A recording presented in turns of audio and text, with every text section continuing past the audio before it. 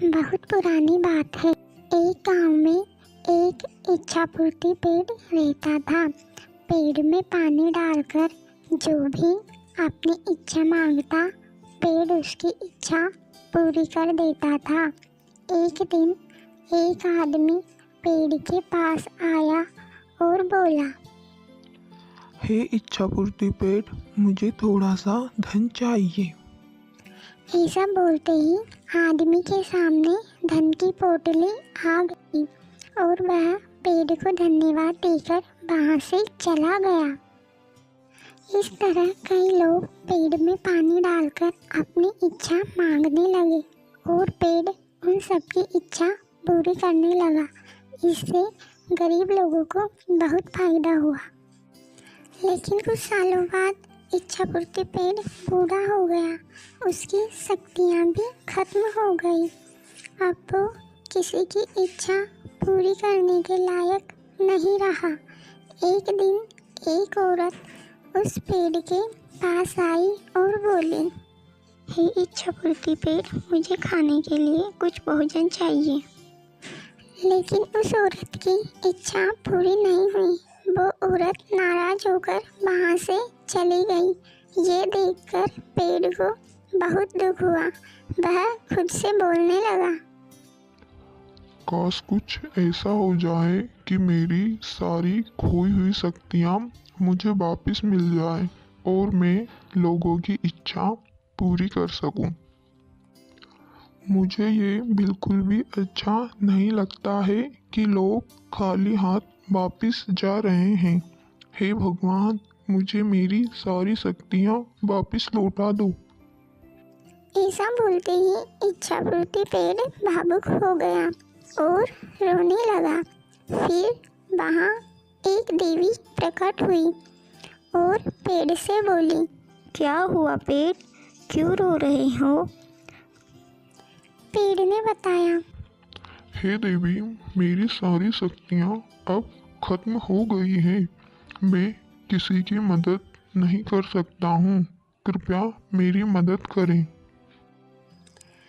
इस पर देवी बोली, एक उपाय है, थोड़ा कठिन है। यहाँ से दूर जंगल में एक जादुई नदी है।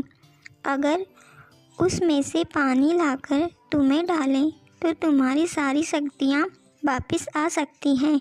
लेकिन वो पानी कौन लाएगा, ये तुम्हें सोचना है। ऐसा बोलते ही देवी गायब हो गई और पेड़ नाराज हो गया, क्योंकि वो तो चलकर नदी के पास जाएगा नहीं। इसलिए वह रोने लगा। पेड़ के रोने की आवाज़ सुनकर वहाँ से गुजर रहा एक आदमी उसके पास आया और बोला, क्या हुआ इच्छा पूर्ति पेड़, तुम क्यों रो रहे हो? जब पेड़ ने सारी बात उसे बताई, उसने पेड़ की मदद करने की ठानी। मैं तुम्हारी मदद करूँगा, मुझे बताओ क्या करना होगा। इस पर पेड़ ने बताया, जंगल में दूर एक जादुई नदी है। वहाँ से पानी लाकर मुझे डालना है। फिर मेरी सारी शक्तियाँ वापस लौट आएगी। ऐसा सुनते ही वहाँ से वो आदमी जंगल की ओर चला गया। चलते चलते वहाँ उसे जादुई नदी दिखाई दी। वो जल्दी से नदी के पास गया और नदी से पानी निकाला। पानी लेकर खुशी खुशी उस पेड़ के पास आया। उस आदमी को देखकर पेड़ भी बहुत खुश हुआ। उस आदमी ने पानी पेड़ में डाला और चमत्कार हुआ।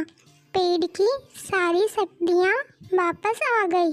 पेड़ ने अपनी खुशी से उस आदमी को सोने से भरी एक पोटली दी और धन्यवाद दिया। वो आदमी वहाँ से चला गया। फिर दूसरे दिन वो औरत फिर से वहाँ आई। वह बहुत भूखी थी। उसने कुछ भी नहीं खाया था। पेड़ ने उसे पहचान लिया और अपनी शक्ति से उसे चमत्कार करके दिखाया।